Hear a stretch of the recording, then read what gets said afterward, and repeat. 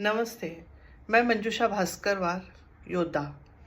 योद्धा इसलिए क्योंकि जस्ट अभी मैंने ये कंपनी जॉइन की है एज अ काउंसलर।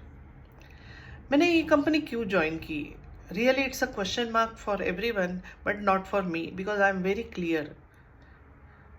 हमारे पेरेंट्स जो है हमारे लिए पूरा टाइम देते हैं, बहुत सारा टाइम उन्होंने इवन खुद के जो एंटरटेनमेंट है उसको बाजू में रख के हमारे एजुकेशन, हमारे comfort, everything for everything they have spent a lot.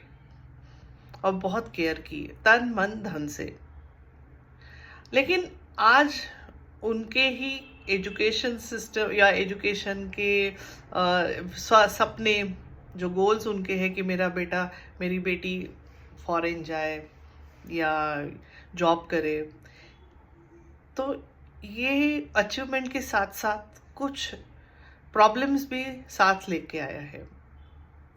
बच्चे नहीं चाहते हैं कि दूर रहे, लेकिन मजबूरी है बिकॉज ऑफ जॉब चैलेंजेस।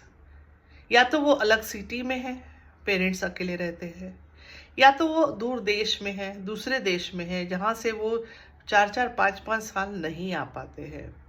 तो नेचुरली बच्चे सोचते हैं कि मम्मी पापा आप हमारे पास आके रहिए।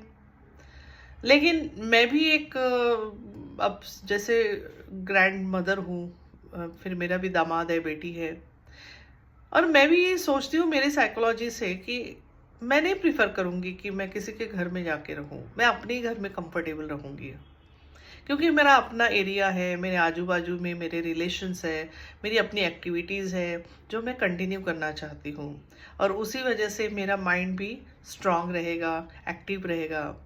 लेकिन अगर हम बच्चों के पास जाके अपनी सिटी, अपनी जगह छोड़ के बच्चों के पास जाके रहना शुरू करते हैं, तो it is really boring for us. तो फिर सॉल्यूशन क्या है? बच्चे तो परेशान है, माँ बाप की केयर कौन करेगा? माँ अकेली है या फादर अकेले है या दोनों अकेले है, और वो अपना घर नहीं छोड़ना चाहते हैं।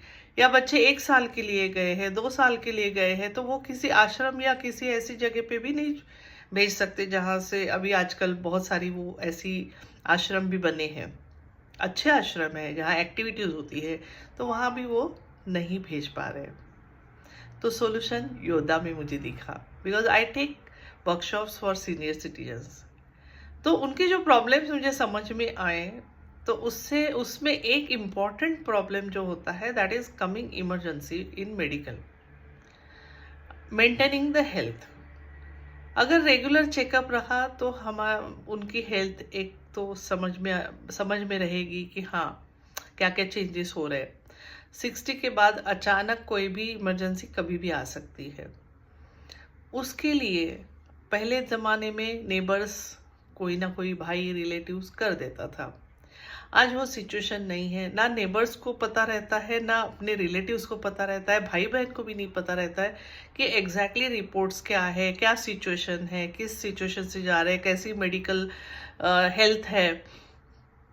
तो उसके लिए ये योद्धा जो है काम करता है। They have very good setup app system with trusted and trained people। अब ये होता क्या है और क्या है, क्यों ज़रूरी है? तो मैं एनआरआई बच्चे जो आपके माँ बाप इंडिया में हैं और आप बाहर हो, इंडिया के बाहर हो, या माँ बाप बेंगलोर में हैं, आप किसी और सिटी में हो, या जैसे पुणे में है, मैं पुणे में रहती हूँ, तो पुणे में ही मेरे सोसाइटी में काफ़ी जो माँ किसी के फादर अकेले रहते हैं या माँ बाप अकेले रहते हैं, उनके लिए अगर आपकी कोई केयर करने की इच्छा है, तो मुझे लगता है आपने योद्धा का पैकेज लेना चाहिए। मैं खुद कन्विंस हूँ, इसलिए मैं इतने स्ट्रांगली आपको कह सकती हूँ कि आप योद्धा के डिटेल्स लीजिए, उसको आप पहले एक्सेप्ट कीजिए कि ये मेरे फादर या मदर के लिए, मेरे पेरेंट्स के लिए ज़रूरी है। फिर बाद में डिटेल्स आप हमसे डिस्कस कीजिए, फ़ोन पे, जूम कॉल पे या गूगल मीट पे हम बिल्कुल बात कर सकते हैं। आपकी जितनी क्वेरीज हैं हम क्लियर कर सकते हैं, लेकिन please contact us for understanding योद्धा and how you can take care of your parents now. They have taken your, now it's your turn. आप अपने माँ बाप का ख्याल किस तरह से रख सकते हैं। Are you ready for that to understand? Come come and ask us.